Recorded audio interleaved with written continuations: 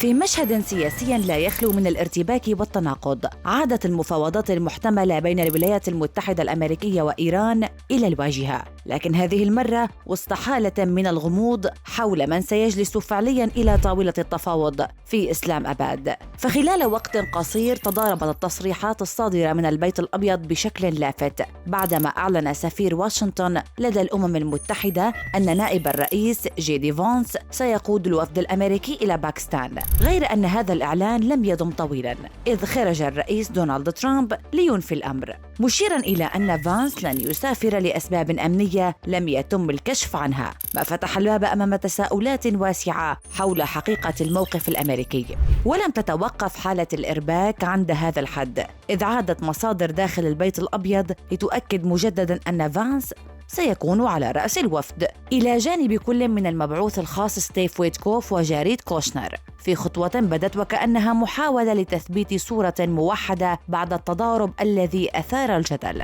في المقابل لم تتأخر طهران في الرد على هذه التناقضات، حيث نقلت وكالة فارس عن مسؤول إيراني تأكيده أن غياب فانس عن المحادثات سيعني بالضرورة غياب شخصية بارزة مثل محمد باقر قليباف عن فريق التفاوض الإيراني، في إشارة واضحة إلى أهمية مستوى التمثيل في تحديد جدية المباحثات. ويرى مراقبون أن إصرار واشنطن على مشاركة فانس الذي قاد جولة مفاوضات سابقة استمرت لساعات طويلة يحمل رسالة مباشرة إلى طهران مفادها أن الإدارة الأمريكية ماضية فيما تصفه بالعرض الأخير، وأنها تسعى لإظهار قدر من الحزم والجدية رغم الضبابية التي أحاطت بالإعلان عن تفاصيل الوفد. وهكذا وبين نفي وتأكيد تبقى صورة المفاوضات غير مكتملة، فيما يترقب المتابعون ما ستؤول إليه هذه التحركات في ظل توازن دقيق بين الرسائل السياسية والتكتيكات الدبلوماسية.